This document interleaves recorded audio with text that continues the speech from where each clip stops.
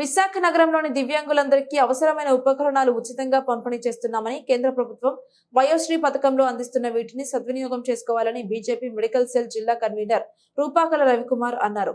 మంగళవారం నగరంలోని జాలారుపేట దివ్యాంగుల కోసం ప్రత్యేక శిబిరం ఏర్పాటు చేసి అవసరమైన వారికి ఉచితంగా ఉపకరణాలు పంపిణీ చేశారు.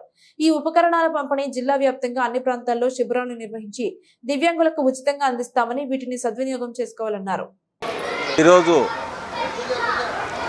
మన ప్రీతమ నేత రాజ్యసభ సభ్యులు శ్రీ జీవీఎల్ నరసింహారావు గారి ఆధ్వర్యంలో ప్రధానమంత్రి మోడీ ఆలోచన మేరకు వారి దగ్గర చొరవతో ఉన్న దీన్ని తీసుకొని ఆయన ఇక్కడ ఆంధ్రప్రదేశ్లో 9 సంవత్సరాల తర్వాత రాష్ట్రీయ వయోశ్రీ యోజన 60 సంవత్సరాలు పైబడిన వృద్ధులకు చేయూతనిచ్చే ఆసరానిచ్చే పథకాన్ని ఈరోజు ఇక్కడ ప్రారంభించడం జరుగుతుంది. దానిలో భాగంగా కళ్ళకి మసకలు వచ్చిన వారికి కళ్ళజోళ్ళ పంపిణీ, చెవులు వినపడపోతే వినికిడి సాధనాలు, చెవి మిషన్లు, అలాగే నడవలేని వారికి వీల్ చైర్లు,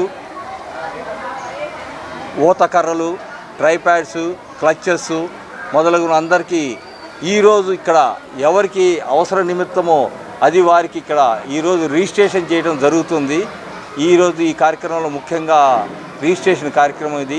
తర్వాత 15 రోజుల తర్వాత లబ్ధిదారులందరికీ మరలా మనము ఇవ్వడం జరుగుతుంది. మొన్న ఈ మధ్య సుమారు 3 కోట్ల రూపాయలు విలువ చేసే దివ్యాంగులకి పరికరాలు ఇవ్వడం జరిగింది. అలాగే ఈ కార్యక్రమం కూడా జిల్లా అధికార యంత్రాంగము మరియు గవర్నమెంట్ ఆఫ్ ఇండియా అలిమ్కో సంస్థ మొదలగు వారు కూడా చేయూతనిచ్చారు.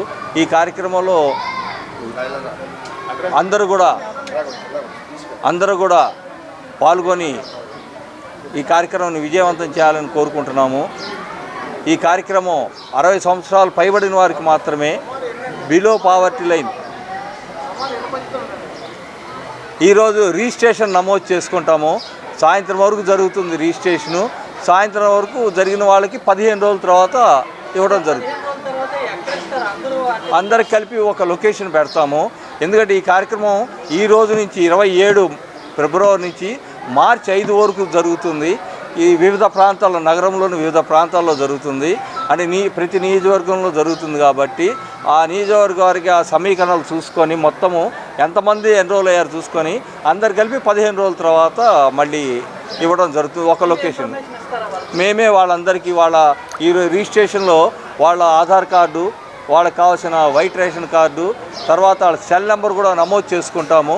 ఆ నమోదు చేసుకున్న దాన్ని బట్టి లాస్ట్ టైం ఎలాగా కమ్యూనికేషన్ ఇచ్చి మొన్న డిఎల్బి గ్రౌండ్స్లో 2.5 కోట్ల రూపాయల వస్తువులు ఎలా ఇచ్చామో మరలా వీళ్ళందరికీ కమ్యూనికేషన్ ఇచ్చి ఇవ్వడం ఏర్పాటు చేయడం జరుగుతుంది.